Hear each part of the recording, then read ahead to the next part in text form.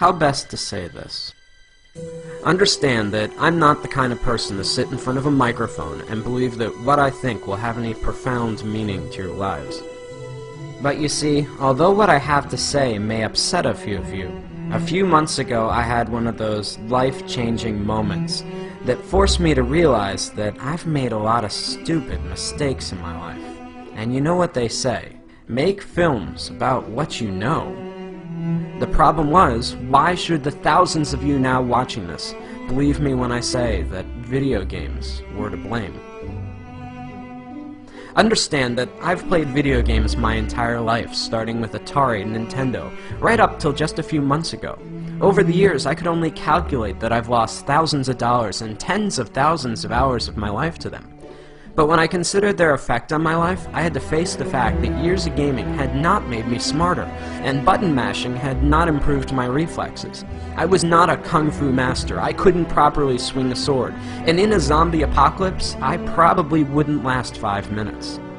We often forget that video games are entertainment. That means beyond making you feel good, they have no lasting value.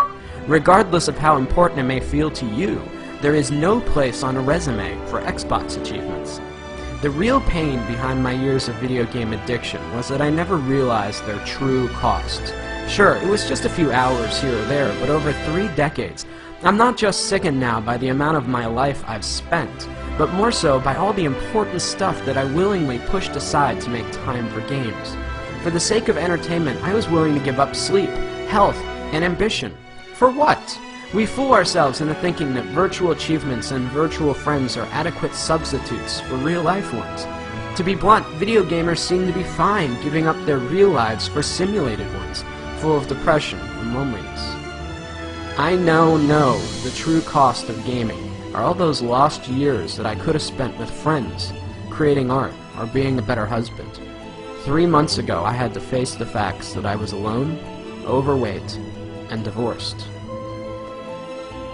If there's a moral to this lecture, it's that as much as we may want one, life does not have continuous. For much of my life, I was eager to trade away countless opportunities, friendships, and love for experiences that don't really exist. I guess what I'm saying is, it took me a long time to figure all this out, and along the way, I missed out on a lot of life. At the risk of sounding like an after-school special, don't allow something as stupid as video games consume the best years of your life at the expense of all the greatness you could achieve. Consider this my promise. That's a mistake I don't plan to make again.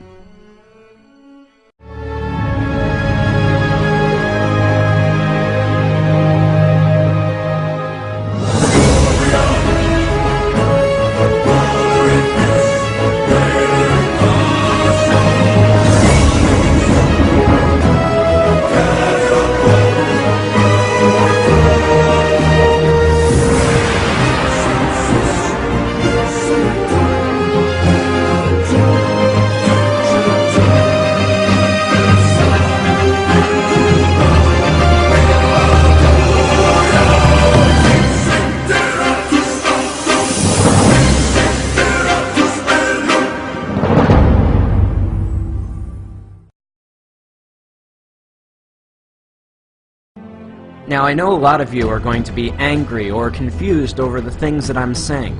Call me whatever names you like, pretentious or not. Understand that while I don't hate video games or the people that make them, I'm still worried about their overwhelming negative effects that they've had on my generation. But halfway through animating this film, I came across a documentary about the Penny Arcade convention, and that's when it hit me. Healthy gamers do not dwell away on the games, but instead embrace the community.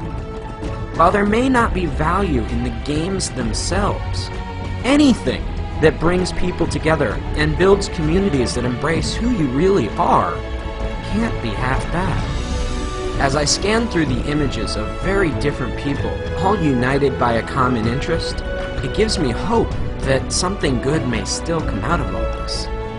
We are the first generation forced to find a balance between letting technology improve our lives or risk allowing it to dominate us.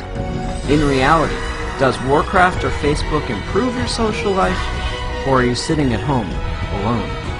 Either way, the only thing I know is that I'll never find out sitting alone in front of my TV, and neither will you. Whatever you choose, remember, in this game, you only get one life.